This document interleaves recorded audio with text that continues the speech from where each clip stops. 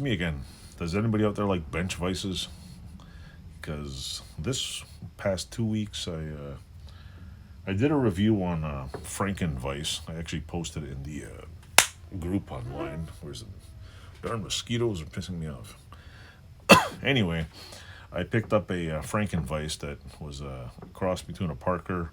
Somebody said it was a Hollands and a engineering thing, and that basically the static jaw was busted. Somebody put a dovetail, but there's a video coming up, so keep it out and watch it. So anyway, in the meantime, do you ever have one of those moments in life where you're just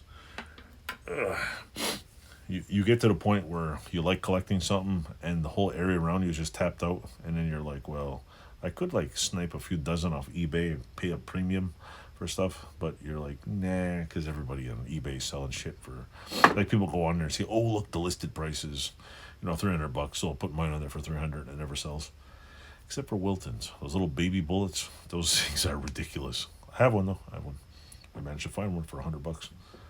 I should just sell it and buy another one for 500 and keep it, see how it goes. But anyway, back to my point. I recently stumbled upon a Amish flea market and an antique store that had a couple of vices really cheap. And if they're cheap enough to the point where it's like, when you can buy like 10 vices for $100, like, why not? So this wasn't 10 vices for $100. This was like, I think I got like 5 of them so far for less than $100. And hey, I'm a collector. Yeah, I'm a collector. Yeah. No, actually, I'm a hoarder because I put them all on the bench up there. The ugly one that I picked up, the unknown engineering marvel, that one I actually want to put on my bench. So right now I have like, 5 Wiltons. I think I have 1, 2, 3, at least 4 Parkers. I got my first Colombian penny pincher, an older Parker. I actually got my first Craftsman vice, which is cool. Where's the damn mosquito? Come on. Get over here. Got a Craftsman vice, and I have one. I have no idea what it is. It's got a few dents. I always end up buying Franken vices, though. They're like Frankenstein. Cricket. Hear that, cricket? So anyway, with no further ado, we'll stop yabbity gabbing, and I'll show you what I got here. Anyway, in this episode of This Old Vice, I have, maybe I'll lift this up. I'll use the, what is it, Craftsman one here. I'll use this one as a display. Oh, shit. This ain't gonna work. It's gonna fall over. Yeah. Anyway, I have a Parker. Apparently it's a 63 and a half with, what is this called again? I know there's a term for that. The little hole. It's on the anvils too. Anyway, it looks like it's got fairly old paint. I'm not going to go through all these right now. I'm just going to give you a quick tour, and then later on I'll make a video. Looks like I had a nice paint job at one time. I highly doubt this is the original paint because they painted the shit out of this thing. It seems to be in pretty good shape. I will probably do a video and clean it up. It actually moves nice and smooth. The little pipe jaws in there, look, they've been used very much. The jaws aren't too terrible. It's got a couple of dings in it. And what is that called again? So its swivel is basically, you can tell they didn't do much of a good job painting it because this is painted right to it. So somebody was like, oh, I'm just going to paint it. So, but it moves very nice. Doesn't have doesn't stick very good, very much. It's a little bit off. Looks like it's a little crooked actually. It's probably bent sideways for all I know, or the jaws are screwed up. So anyway, that's this thing. You can see it's got the swivel, and it says C. Parker, Meriden, Connecticut, USA, 63 and a half, which is pretty cool. I didn't know that was on the bottom. I didn't look at it. So here's the vise. Not bad. That's the first one. And then, on my way somewhere, I picked up I don't know if you can see this. This is let me move this over here. This is a Craftsman. There's a weird little thing on the bottom here. Or is that a magnet? To make it weird. Okay. It is in decent shape. The little dings like it's been used, but it looks like it's been, you know, beaten and taken care of at the same time. It has some surface rust. Actually, it has more just dust all over it. Rust dust. It's smoothy woody everywhere. Let me put this one's here because there's a bolt on the bottom of that one. But anyway, it's a Craftsman 5152. Does it open good? Easy, I mean?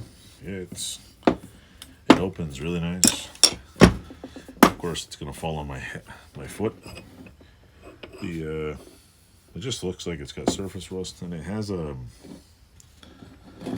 I don't know what the original color was, but it's got a blue tinge to it. So I picked this up real cheap.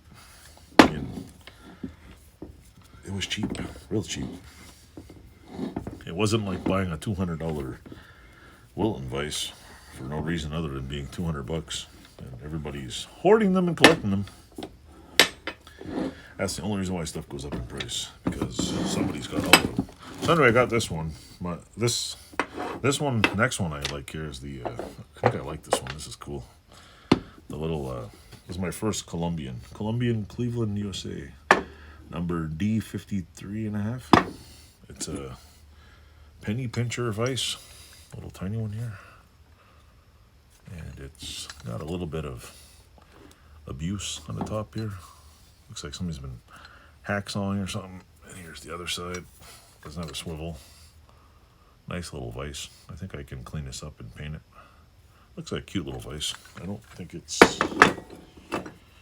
works. I don't know why people don't take these things apart and clean them. I think it's rusty. Something's crusted in there. But it's holding together. It's like $10. Can't go wrong. And this one over here, I don't know what kind this is, but it definitely had pipe gels in it. It says 145, I think, on it.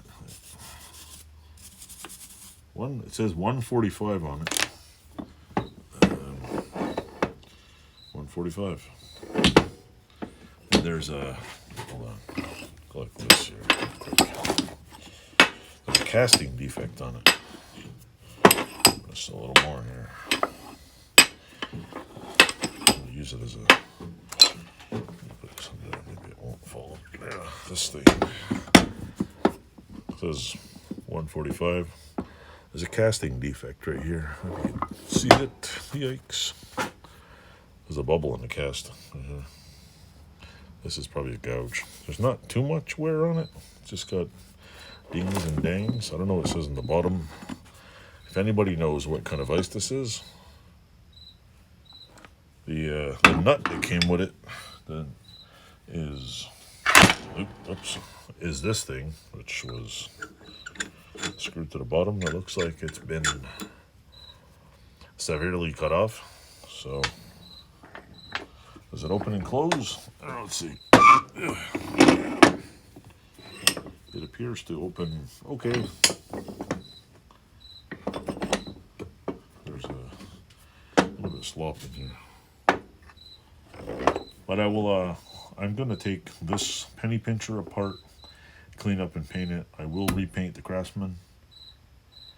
And I'll probably repaint the Parker and make a nice shelf thing. But yeah, see, it opens. The handle was stuck. I had to hit this with a hammer when I got it. So yeah. So basically, I got 4 vices really cheap. And right now I have... I have 2 record vices on the end of my bench. I have a Wilton, a Chaz Parker sitting here, and it's 1, 2, 3, 4, 5, 6, 7. I have 8 vices on my bench right now. You want some advice? Don't start collecting vices. It actually might have been the right time in my life to start collecting vices, because I think by the time I drop dead, there'll be no more Wiltons in the wild. They'll all be in some guy's collection, or maybe So one of you guys' collection will be out there, be sold off by grandma or auntie or cousin, and everybody will have Vises in the wild again because nobody wants the entire collection. We just want like one. So, or or they'll get even more valuable because Uncle Buck there needed $50 for crack, so he sold it for 50 cents a pound, and so I'm surprised. I'm surprised some of these Vises are still alive because people don't take care of shit anymore. Like if people took care of stuff and learned how to maintain stuff and actually took pride in their tools, and we're like, hey, that's Grandpa's thing, and maybe at least clean the stuff. There'd probably be a lot more stuff around that was made better. But we were all told, yeah, throw it away. It's nowhere good. It's old. Meanwhile, I don't know. I mean, this Chaz Parker's probably 100 years old.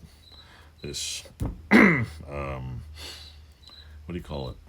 Craftsman here is probably 50, 60 years old. This one itself probably looks like it's 60, 78 years old. I'm guessing the Colombian penny pincher is at least 50 years old or more. My Wilton here is at least 1940s. I will get that finished. So yeah, I will do a full individual review of these. I'll probably, when I get to the new shop, I'll do a lineup, and I'm going to do a series of Vice videos for about a month, and then paint them and get a nice shelf going and put them on the shelf. I'm going to put Vices everywhere in my new shop. Probably put them at this rate, I'm going to have to make a 40-foot long bench. And I think I'll probably put Vices about every 2 inches on the bench. That's how many I have. At one point, I started out with like 3. Actually, I think what got me going was the Wilton Vice. I kept watching these YouTube videos and these cool, round Vices. And I went to the VA hospital in Vermont, and I stopped in, where is it called? Again, called Queechee Antique Barn in Queechee, Vermont. And they had this rusted out clunker sitting there for $125 or what it was. It was $100-something. I know that. And I was like, does this even work? I was all weary and stuff. And it looked, I looked at it. I went back a month later, it was still there. And then I think I bought it like 6 months later. And I was just like, called the guy. I'm like, is there best price? I think he sold to me, it was $100, whatever. And it was rusted and it wouldn't come apart. And it was, what else? There's no date on it. And I bought it and brought it back here. And then I started looking around. I realized that 100-pound Vices aren't my thing because they're too heavy. And I need a bigger shop. So I found a small one, and I found another one here, and I looked online. I found one for $100 over there, and found the Franken Wilton over there. Found another one for $100 over there. Drove 4 hours, actually 4 hours there and 4 hours back to get me a baby Wilton. Told the guy, hold it, I will be there. He held it, and when I bought the little baby Wilton, the guy's like, do you know how much these are worth? I'm like, yeah. And I asked him, I said, how much you pay for it? He's like, well, I'm not going to tell you until you pay me. I said, well, no, I'm not going to lowball you. I said, I'll give you what you asked for it. I'm just curious what you paid for it. I said, I know you didn't pay $125 for it. He's like, I paid $20 in the estate sale. He bought a baby bullet Wilton, 2-inch jaw Wilton for $20 and sold me for $120. So probably cost me extra $60 in gas. I had fun though because I bought a bunch of stuff from my store that day. So anyway, keep on collecting. If you like my content, let me know.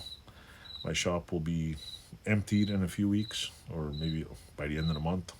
We'll be moving over there, and as soon as I get something moved over there where I can record a video, I will make more videos. The time being, I'm going camping. I'm making some small videos in between. I had a boatload of videos up here. I'm down to about the last 20, so you'll see a couple of days disappearing. So once that runs out, you'll only see videos on Tuesdays, Saturdays, and Mondays, and possibly a few more. Once I get to filling all the Tuesdays from now till I think I filled up all the Tuesdays till like November. Once I fill all the Tuesday tool reviews and random videos to the end of the year, I'll be I'll be plugging in the rest, because when I come to my garage, I usually make a bunch of videos. In the meantime, I'll be just finishing up stuff. Thanks for watching, Toodles, and I'll shut the hell up now. Thanks for watching.